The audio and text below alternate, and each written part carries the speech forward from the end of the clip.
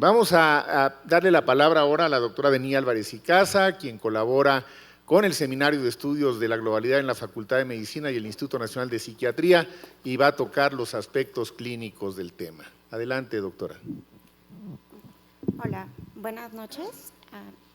Agradezco mucho a la Academia Nacional, al doctor de la Fuente, por… ¿Sí se escucha bien? No. ¿Así? Ya mejor. Por invitarme el día de hoy a compartir este tema con ustedes. Bien, como ya comentó el doctor de la Fuente, hemos venido haciendo una revisión exhaustiva del tema en el curso de los últimos 2 años, entonces algunos de los datos que les voy a presentar de manera muy concreta el día de hoy provienen de ese esfuerzo colectivo. Sí. En sí, el hablar en medicina sobre la relación causal entre una variable de riesgo y un efecto sobre la salud es delicado, ¿no? Y existe una serie como de principios para hablar de causalidad que tenemos que tener en mente. Pero en el caso de la marihuana hay algunas particularidades que quiero comentar y que, bueno, sí es importante considerar al momento de analizar la literatura. Uno de ellos es que no contamos con un parámetro estandarizado para cuantificar la exposición, a diferencia de lo que ocurre con el tabaco y con el alcohol. Generalmente, en la mayor parte de los estudios se habla de exposición alguna vez en la vida, o a veces se define consumo intenso, consumo ocasional, consumo un cierto número de veces en un X periodo de tiempo. Esto hace que realmente la definición o la categoría con la que vamos a estar agrupando la exposición a marihuana pues es ampliamente variable. Además, incluso si quisiéramos establecer un parámetro que fuera un poco más objetivo, como ocurre con la medida de cigarros año, similar a lo que se hace en el caso del tabaco, esta medida tampoco nos da o nos dice nada respecto a la magnitud de exposición al delta TH9 y a otros cannabinoides que están presentes en la marihuana. ¿Por qué? Pues porque dependiendo de la marihuana que consume el sujeto, es la concentración de delta TH9 y de cannabinoides a la cual va a estar expuesto. Entonces, no solamente cambia la concentración de los cannabinoides de una presentación a otra, también ha cambiado a lo largo del tiempo.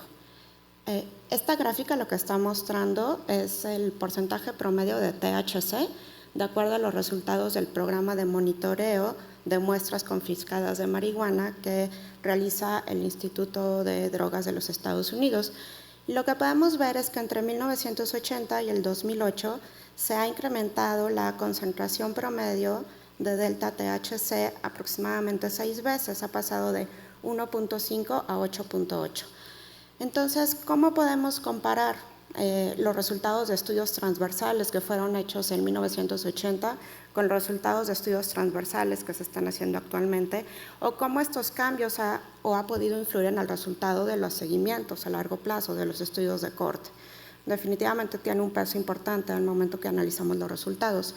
Otras variables que hay que tomar en cuenta y que pocas veces se consideran es que no es frecuente, no es tan frecuente como en otras sustancias, pero la marihuana puede tener adulterantes, especialmente la marihuana de venta en la calle, la que se llama marihuana comprimida. Casi siempre coexiste el uso de marihuana con el de otras sustancias, se diría más bien que es la regla en lugar de la excepción, entonces no siempre es fácil controlar esto metodológicamente. Y la técnica de consumo también es importante, sobre todo en el caso de algunos desenlaces, como el cáncer de pulmón. No es lo mismo el sujeto que inhala marihuana fumada, el que utiliza un vaporizador, el que consume marihuana frecuentemente mezclada con tabaco. El resultado puede ser completamente diferente. Bueno, el sistema endocannabinoide, los receptores a cannabinoides no solo están presentes en el cerebro, realmente están presentes en todo el organismo y tienen una variedad de funciones muy importantes en el cuerpo. Entonces, se ha estudiado la asociación entre el consumo regular de marihuana y una serie de desenlaces sobre la salud, digamos, para el sistema reproductor, el sistema inmune, el sistema respiratorio, el sistema cardiovascular.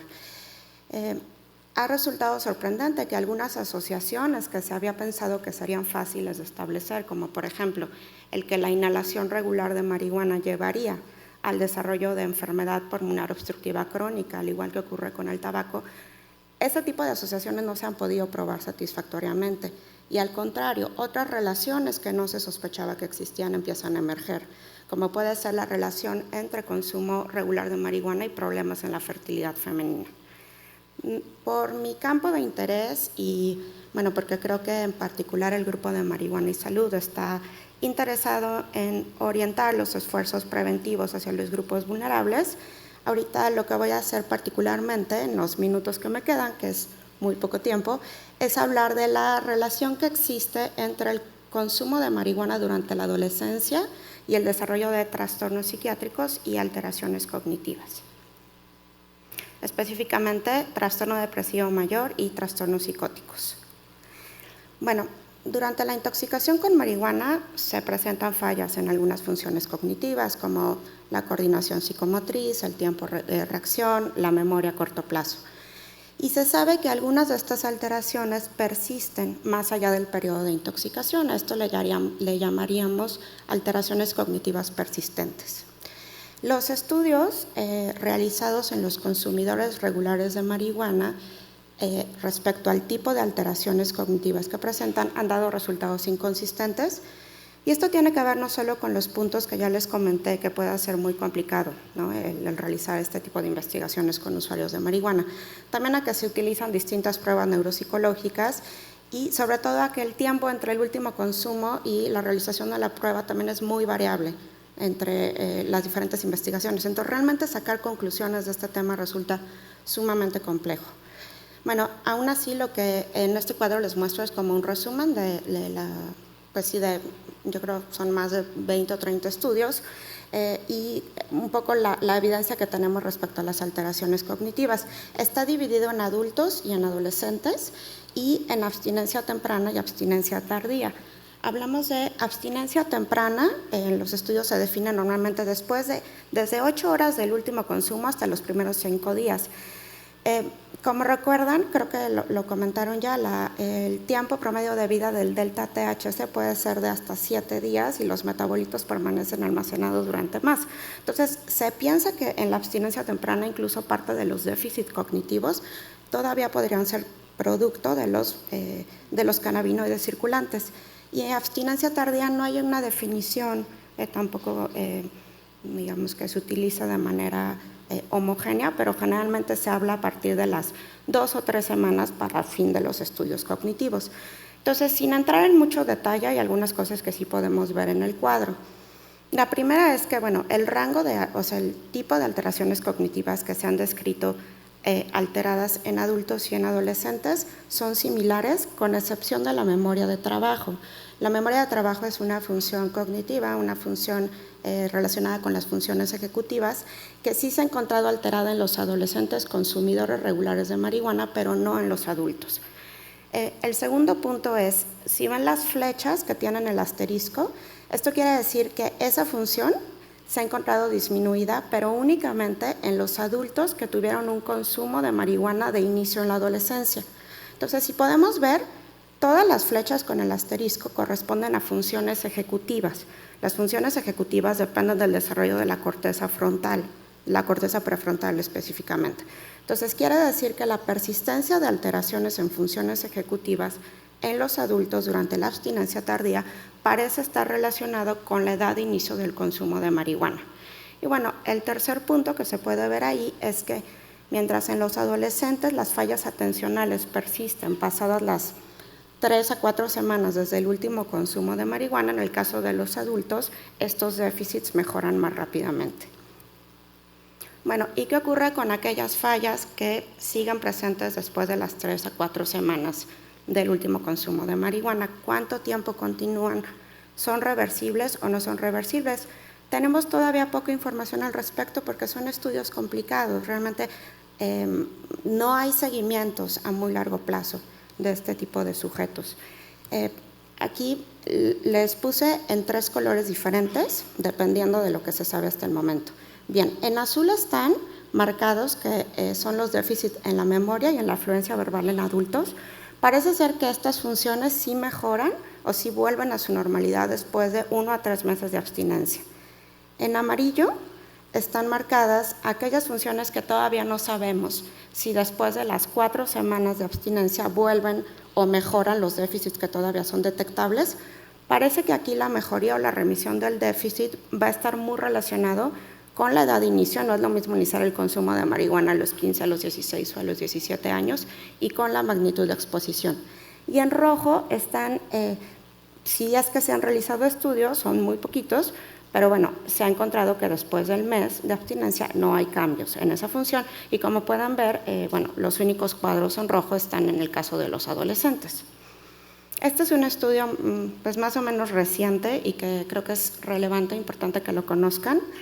En la gráfica que ustedes tienen a la izquierda, lo que estamos viendo es, está graficado el coeficiente intelectual, ¿sí?, de sujetos que estuvieron expuestos a marihuana durante la adolescencia y sujetos que no estuvieron expuestos a marihuana durante la…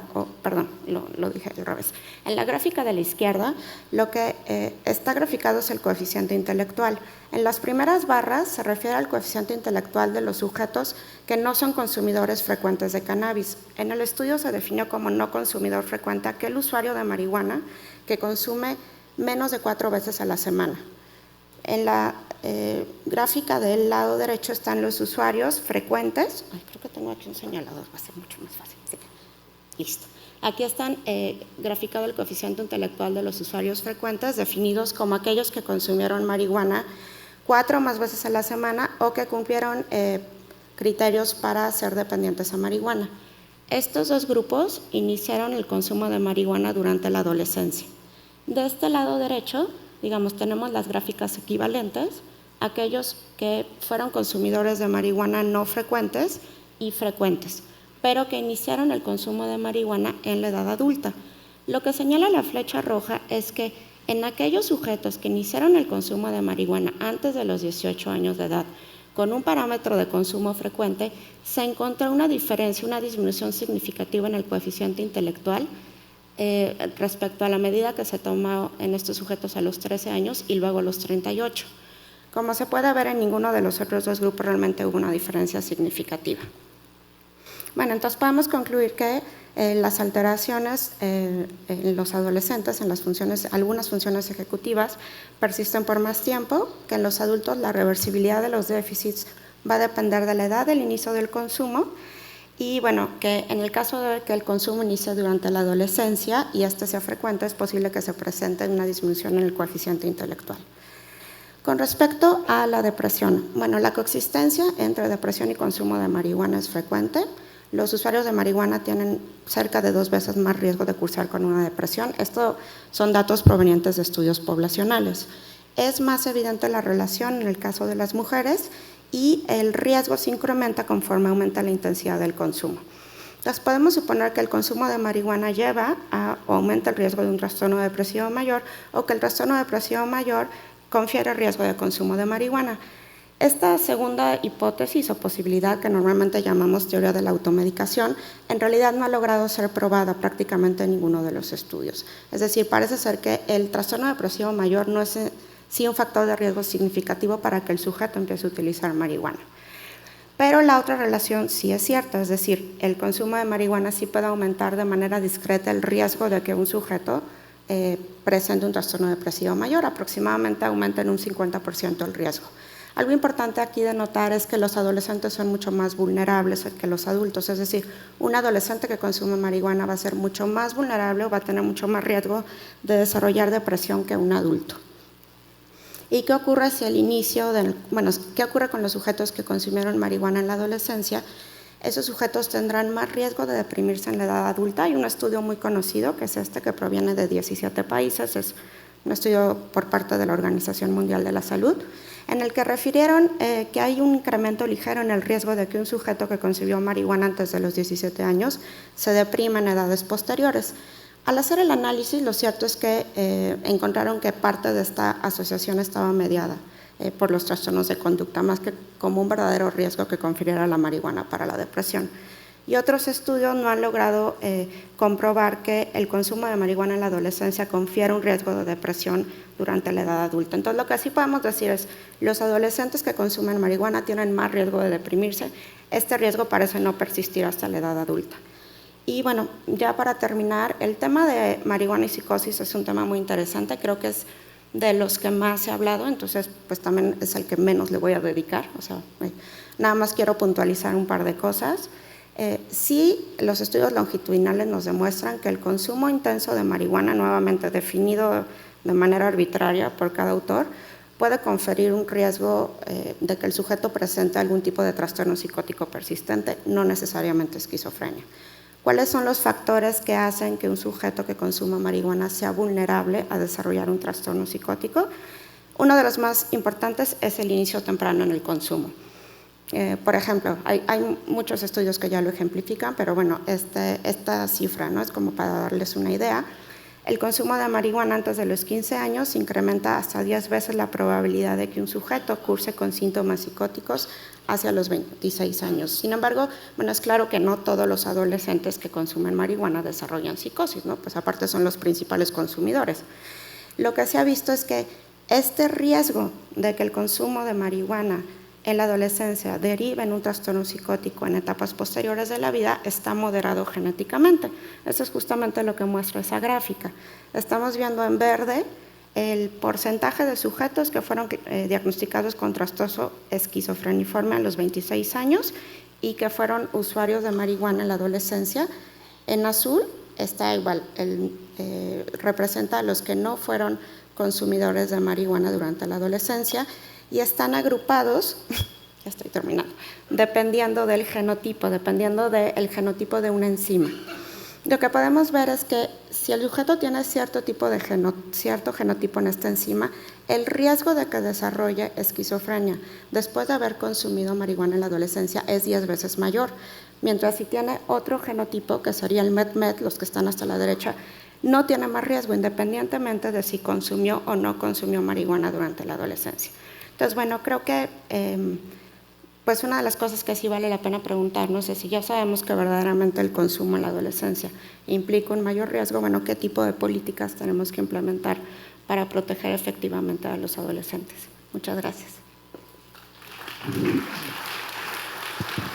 Muchas gracias, doctora Álvarez y Casa. Como pueden ver ustedes, pues todavía hay una incertidumbre importante en muchos aspectos, los estudios no son tan comparables, las metodologías han ido cambiando, pero vamos avanzando. Yo resaltaría algo que dijo muy bien la doctora Álvarez y Casa, que me parece que en este momento deben de ser las variables a considerar. Lo que es verdaderamente importante desde el punto de vista de la salud ante consumidores de marihuana es la edad de inicio y la dosis. Son dos variables que los farmacólogos nos dirían, pues no hay sorpresa, ¿no? La edad de inicio, porque pues mientras tengas agentes agresores en un sistema nervioso central que no está plenamente maduro, lo natural es esperar que haya una lesión o un daño mayor. Y la dosis, por ese conocido principio de dosis-respuesta. Pero hay una diferencia que es muy importante, que es el consumo en personas mayores y a dosis bajas, que son la mayoría de los consumidores. Y yo creo que esto lo tenemos que tener muy presente. Desde luego, con los datos disponibles, yo creo que lo que habría que decir, mi punto de vista sería, y el punto de vista del seminario es, esto hay que prohibirlo en los menores de edad, no tengo duda. El consumo de marihuana tiene que estar prohibido en los menores de 18 años, porque hay una buena razón biológica para ello. Y luego tener cuidado con la dosis, porque la dependencia se puede convertir en un grave problema en el curso de la vida. Pero quizá un dato que complemente la exposición de la doctora Álvarez y Casa sería decir, ¿cuál es el riesgo de volverse adicto entre los consumidores de marihuana? Y aquí sí creo que los datos, aquí está la doctora Medina Mora, al rato en la discusión me corrige si estoy equivocado, pero los datos que yo conozco muy consistentes es que 1 de cada 9 usuarios tiene el riesgo de volverse adicto. ¿Cuál es el riesgo de volverse adicto entre los que consumimos alcohol? Pues es 1 de cada 15. ¿Y cuál es el riesgo de volverse adicto entre los que fuman tabaco? Es 1 de cada 32. Es decir, el potencial adictivo de la marihuana es mucho menor que el del tabaco y significativamente menor que el del alcohol.